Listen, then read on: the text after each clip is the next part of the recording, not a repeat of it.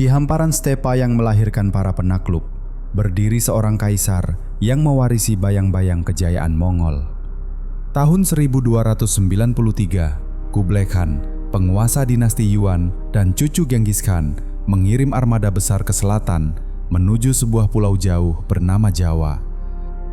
Wilayah yang dikenal kaya dan strategis di jalur dagang dunia. Namun Jawa yang dituju bukan lagi Singhasari.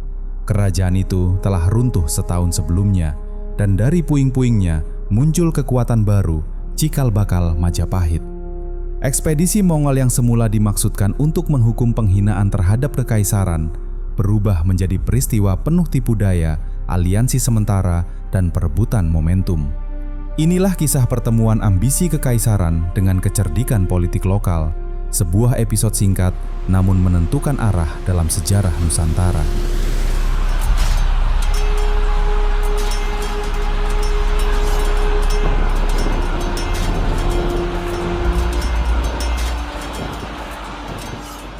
Pada penghujung abad ke-13, Kekaisaran Mongol berdiri sebagai kekuatan terbesar di Asia. Dari istana dinasti Yuan, Kublai Khan memerintah dengan keyakinan bahwa dunia berada dalam jangkauan kekuasaannya. Utusan-utusan dikirim ke negeri-negeri jauh, membawa tuntutan sederhana namun mutlak, pengakuan dan upeti. Di selatan, di sebuah pulau bernama Jawa, tuntutan itu berakhir dengan cara yang tak pernah dibayangkan. Utusan Yuan, Mengji, diterima oleh Raja Kertanagara dari Singhasari bukan dengan tunduk, melainkan dengan penghinaan. Wajah sang utusan dirusak, telinganya dipotong, lalu ia diusir kembali. Sebuah penolakan terbuka terhadap kehendak Kekaisaran Mongol. Ketika kabar itu tiba di istana Yuan, Kublai Khan tidak melihatnya sekedar sebagai penolakan diplomatik, melainkan sebagai pelecehan terhadap wibawa kekaisaran. Perintah pun dikeluarkan, Jawa harus dihukum. Sebuah ekspedisi disiapkan bukan hanya untuk menuntut balas, tetapi untuk memaksakan ketundukan atas negeri yang berani menantang kekuasaan terbesar pada zamannya. Armada Yuan pun diberangkatkan. Puluhan ribu prajurit, sekitar 20 hingga 30 ribu orang, berlayar dengan ratusan kapal, membawa logistik dan kekuatan militer yang dirancang untuk menundukkan negeri jauh di selatan. Ekspedisi ini dipimpin oleh para jenderal kepercayaan dinasti Yuan dengan keyakinan bahwa Jawa akan segera bertekuk lutut pada Mongol. Armada itu tiba, target utama mereka telah lenyap. Singhasari sudah runtuh, bukan oleh tangan Mongol, melainkan oleh pemberontakan Jayakatwang. Menjelang akhir abad ke-13, Singhasari berada di puncak pengaruhnya. Namun kejayaan itu rapuh. Kertanagara terobsesi pada visi kekuasaan universal dan ekspedisi ke Sumatera, menarik banyak pasukan dari Jawa, meninggalkan ibu kota dalam keadaan nyaris tanpa pertahanan. Celah ini dimanfaatkan Jayakatwang, Adipati Kediri, dengan dukungan Aryawira Raja. Serangan dilancarkan dari dua arah. Saat Kertanagara tengah menjalani upacara keagamaan, ibu kota jatuh. Sang raja tewas, dan pada tahun 1292, Singhasari runtuh. Raden Wijaya, menantu Kertanagara, melarikan diri ke Madura. Dengan siasat, ia berpura-pura tunduk pada Jayakatwang dan diberi sebidang hutan di Tarik. Di sanalah sebuah permukiman kecil berdiri, kelak dikenal sebagai Majapahit.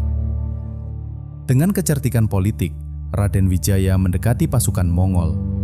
Ia menawarkan kerjasama, bantuan Yuan untuk menghancurkan Jayakatwang. Kedatangan pasukan Mongol menjadi kesempatan yang tak disia-siakan oleh Raden Wijaya. Di hadapan para jenderal Yuan, ia menawarkan sebuah kesepakatan bahwa jika Mongol membantunya menumbangkan Jayakatwang, ia akan mengakui kekuasaan Kaisar Yuan dan menyatakan tunduk. Persekutuan sementara pun terbentuk, dan pasukan Mongol melihatnya sebagai jalan tercepat untuk menuntaskan misi kekaisaran. Pasukan Mongol dan Laskar Raden Wijaya bergerak bersama menuju jantung kekuasaan Kediri. Serangan dilancarkan secara terkoordinasi, memanfaatkan kekuatan tempur Mongol dan pengetahuan lokal pasukan Jawa. Persekutuan sementara itu bergerak cepat sebelum Jayakatwang sempat mempersiapkan perlawanan yang terkoordinasi. pasukan Mongol dan Laskar Raden Wijaya maju bersama menuju Daha, pusat kekuasaan Kediri. Serangan dilancarkan dengan kekuatan penuh. Pasukan Yuan menghantam pertahanan Kediri, sementara Laskar Jawa yang dipimpin Raden Wijaya memanfaatkan pengetahuan medan dan jaringan lokal untuk menekan dari sisi lain. Tanpa perlawanan yang mampu membalikkan keadaan, Kediri akhirnya runtuh.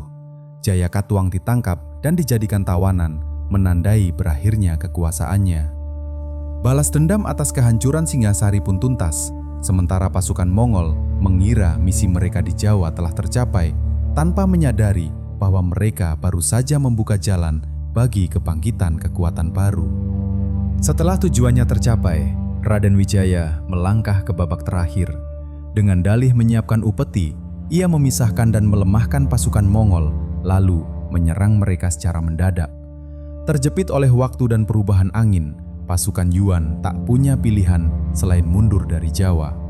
Dari runtuhnya Singhasari, tipu daya terhadap Mongol, dan kekosongan kekuasaan, lahirlah Majapahit, sebuah kerajaan yang tidak dibangun oleh kekuatan terbuka, melainkan oleh kecerdikan politik dan pembacaan situasi yang tajam.